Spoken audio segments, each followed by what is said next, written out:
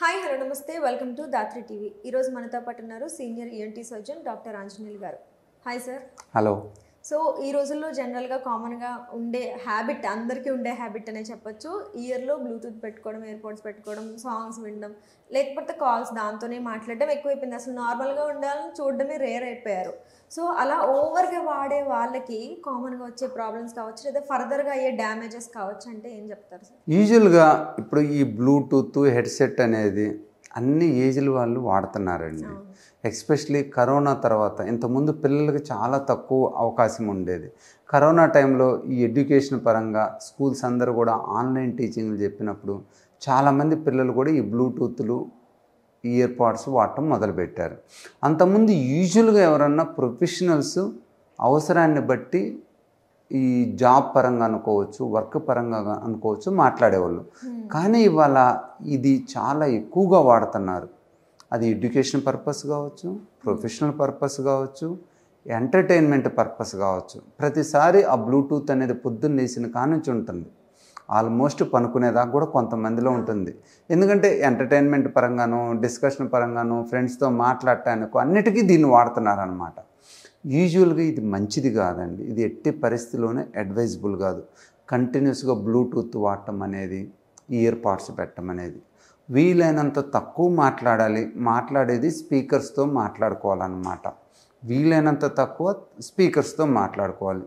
Bluetooth హెడ్సెట్ల వల్ల main problems ఏంటంటే, మనకి కంటిన్యూస్గా మనం బ్లూటూత్ వాడినట్లయితే ఎలక్ట్రికల్ వేవ్స్, సౌండ్ వేవ్స్ అనేవి కంటిన్యూస్గా లోపల చెవికి వెళ్ళిపోయి లోపల చెవులో ఉన్న సెల్స్, కాక్లియర్ సెల్స్ కావచ్చు, వెస్టిబులర్ సెల్స్ కావచ్చు, సపోర్టింగ్ సెల్స్, బ్లడ్ వెజల్స్ని డ్యామేజ్ చేస్తాయి అన్నమాట. మనం కొంతమందిని చూసినట్లయితే హెల్మెట్లో బ్లూటూత్ పెట్టుకొని వెళ్తున్నారు. వాళ్ళల్లో ఒక్కోసారి ఆ ప్రెషర్ అనేది లోపల బిల్డప్ అయ్యి సడన్గా హీరింగ్ లాస్ అయ్యే అవకాశం కూడా ఉంటుంది, పెయిన్ వచ్చి. కొంతమంది ఈ మధ్యలో మేము చూసింది ఏంటంటే, నైట్ పాటలు ఎంత బ్లూటూత్ పెట్టుకుంటారో నిద్రలో వెళ్ళిపోతారు. పొద్దున్న లేచేటప్పటికో మిడ్ నైట్లోనూ వాళ్ళకి సివియర్ పెయిన్ రావటం, వినికిడి తగ్గటం జరుగుతుందన్నమాట.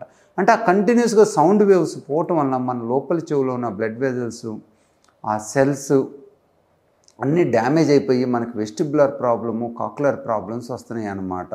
సో మెయిన్గా ఇది ఏంటంటే, చెవులో నొప్పి రావటం, టిన్నిటస్, ఇది ఈ మధ్యలో చాలా ఎక్కువైపోతుందండి. చెవులో గుయ్యమని సౌండ్ వస్తూ ఉంటుంది. పీపుల్ నెగ్లెక్ట్ చేస్తారు ఇనిషియల్గా. తర్వాత మా దగ్గరకు వచ్చేటప్పటికి ఆల్రెడీ సెల్స్ డ్యామేజ్ అయిపోయి హై ఫ్రీక్వెన్సీ లాసో, 2 kHz లాసో, 4 kHz లాస్ ఇలా ఉంటాయి అన్నమాట. ఎస్పెషల్లీ ఇది కొంచెం లేడీస్లో ఎక్కువగా ఉంటుంది. ఎందుకంటే వాళ్ళల్లో ఆ ఇయర్ బ్లడ్ వెజల్స్ సెన్సిటివిటీ ఎక్కువగా ఉంటుంది due to hormonal issues also. So వీళ్ళల్లో కొంచెం ఎక్కువగా వచ్చే అవకాశం ఉంటుంది. చాలామంది కాల్ సెంటర్లో పనిచేసే అమ్మాయిలు కూడా ఈ మధ్యలో ఏమంటే ఫోన్ మాట్లాడుతుంటే చెవి నొప్పి వస్తుందని వస్తున్నారు. వాళ్ళకి టెస్టులు చేయగానే మన లోపల చెవిలో డ్యామేజ్ ఎర్లీ స్టేజ్లో ఉన్నట్టు ఉంటుంది అనమాట. సో ఎట్టి పరిస్థితుల్లో ఫోన్స్ మాట్లాడేటప్పుడు మనకు చెవి నొప్పి వస్తే ఎట్టి పరిస్థితిలో నెగ్లెక్ట్ చేయొద్దు. చాలామంది అంటారు మేము ఏం చేయాలంటే మా జాబ్ ఏదని. బట్ వీలైనంత వరకు ఏంటంటే కంప్యూటర్ స్పీకర్స్, ఓపెన్ స్పీకర్స్లో మాట్లాడటం మంచిది. ఎట్టి పరిస్థితిలోనూ హెడ్సెట్లు, బ్లూటూత్లు వాడద్దు. ఎప్పుడన్నా ఏదన్నా కన్ఫ్యూజన్ ఉన్నా, అండర్స్టాండ్ కాకపోయినా ఫ్యూ మినిట్స్కి వాడటం వల్ల నష్టం లేదు, కానీ కంటిన్యూస్గా వాడటం మటుకు మంచిది కాదు. అలానే ఈ పొద్దున్నే వాకింగ్ చేసేటప్పుడు చాలామంది హెడ్సెట్లు, బ్లూటూత్లు వాడుతున్నారు. అది ఎట్టి పరిస్థితిలోనూ మంచిది కాదండి. ఎందుకంటే పొద్దున్న వాకింగ్ చేసేటప్పుడు చలిగాలికి ఆల్రెడీ మన బ్లడ్ వెజల్స్ కొద్దిగా ష్రింక్ అవుతుంటాయి. దాంతోపాటు కనుక మనం సౌండ్ వేవ్స్ కూడా ఇచ్చినట్లయితే ఆ బ్లడ్ వెజల్స్ డ్యామేజ్ ఎక్కువగా వచ్చే అవకాశం ఉంటుంది. దాని నుంచి ఫర్దర్ మన కాక్లియర్ వెస్టిబుల్ కూడా డ్యామేజ్ అవుతుంది అన్నమాట. సో పొద్దున్నే ఎస్పెషలీ చల్లటి వాతావరణంలో కానీ పొద్దున్నే కానీ బ్లూటూత్లు పెట్టుకోవటం మంచిది కాదు. అలానే మనం ఏసీ వాతావరణంలో ఉన్నప్పుడు కూడా చాలామంది ఆఫీసులో కానీ బెడ్రూమ్లు కానీ బ్లూటూత్ వాడతారు. అక్కడ కూడా సేమ్ అనమాట. కోల్డ్ వెదర్కి మన బ్లడ్ వెజల్స్ అనేవి ష్రింక్ అయిపోతాయి. దాంతోపాటు మనం ఈ సౌండ్ వేవ్స్ని కూడా బ్లూటూత్ ద్వారా పంపించినట్లయితే ఫర్దర్ ఎక్కువ డ్యామేజ్ అయ్యే అవకాశం ఉంటుందన్నమాట. సో వీలైనంతటికి బ్లూటూత్లు వాడొద్దు. కోల్డ్ వెదర్కి ఎక్స్పోజ్ కావద్దు. కోల్డ్ వెదర్ బ్లూటూత్ కాంబినేషన్ వీలైనంత వరకు మనం అవాయిడ్ చేయాలి. ఎక్కడికి స్పీకర్తో మాట్లాడుకునే అవకాశాన్ని కలిగించుకోవాలి.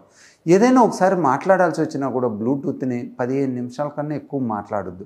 ఎందుకంటే మనం 15-20 నిమిషాలు దాటినట్లయితే ఆ ఎఫెక్ట్ అనేది ఫిజికల్గా కానీ లేదా బ్లడ్ వెజల్ రూపంలో కానీ పర్సిస్టెంట్గా ఉండే అవకాశం ఉంటుందన్నమాట. సో ఏదన్నా మాట్లాడితే ఫ్యూ మినిట్స్ 5 to 10 minutes మాట్లాడి మళ్ళీ ఒక హాఫ్ అన్ అవర్ గ్యాప్ ఇచ్చి మళ్ళీ ఒక 5-10 minutes మాట్లాడటం మంచిదన్నమాట.